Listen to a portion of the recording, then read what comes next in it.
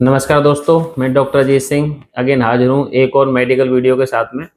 और आज हम बात करेंगे स्ट्रोक के बारे में। स्ट्रोक यानी कि लकवा, जो कि बहुत ही कॉमन बीमारी है। और इस बीमारी में क्या होता है कि मरीज के या तो फेस में कमजोरी आ जाती है, चेहरा टेढ़ा हो जाता है, कई बार आंख ड्रॉप कर जाती है, और इसके अपर लिम्ब में भी कमजोरी आ सकती है, हाथ नहीं उठ सकता है, और पैरों में भी कमजोरी आ जाती है, पेशेंट लंगड़ा के चलता है, कई बार खाट पे भी रह जाता है।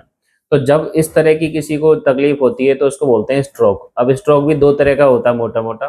एक होता है नस का ब्लॉक होना, ये सीवियर इन्फार्क्ट, और एक होता है नस का फट जाना, ऐसे यानी ब्रेन हेमरेज।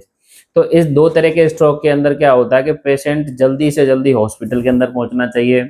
यहाँ पर आप किसी भी तरह की कोई डिले नहीं करेंगे, क्योंकि हमारी कुछ मेडिकल साइंस के अंदर एक विंडो पीरियड नाम से टाइम होता है। अगर मरीज 9 घंटे के अंदर अस्पताल के अंदर आ जाता है और अगर उसकी नस ब्लॉक है यानी सीवियर इन्फार्क्ट का पेशेंट है, तो उसको एक स्पेशल तरह का इंजेक्शन लगाया जाता है, जिससे उसकी नस खुल जाती है और उसकी जितनी भी कमजोरी हाथ और लेफ्ट साइड में, राइट साइड के हाफ ऑफ द बॉडी में है, वो क्लियर हो जाती है और सही हो जाता है पेशेंट।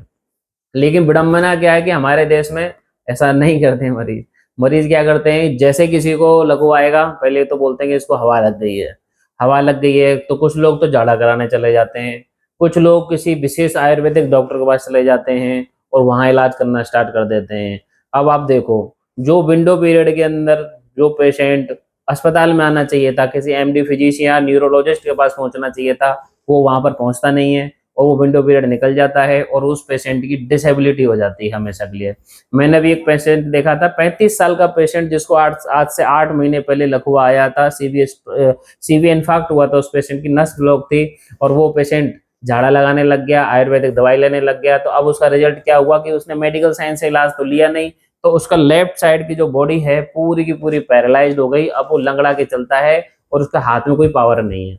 और ऐसा क्यों हुआ? Because of the lack of the awareness. यानी वो उन चीजों, उन्होंने अभी भी वही कबीले वाले चीजों को बढ़ावा दिया और नई चीजों पर ध्यान नहीं दिया, डॉक्टरों पर विश्वास नहीं किया।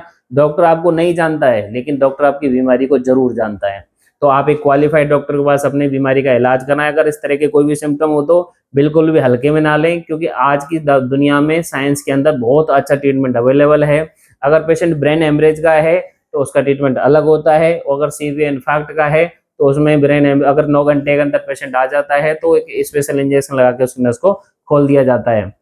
और मान के चलो, अगर इंजेक्शन से लगाने के बाद भी कोई इम्प्रूवमेंट नहीं आता है तो 1 महीने के अंदर पेशेंट की लगातार फिजियोथेरेपी कराई जाती है, ताकि वो सही हो सके। इस चीज को आप ध्यान लगाओ, फिजियोथेरेपी कराने से भी बहुत आराम मिलता है। Thank you.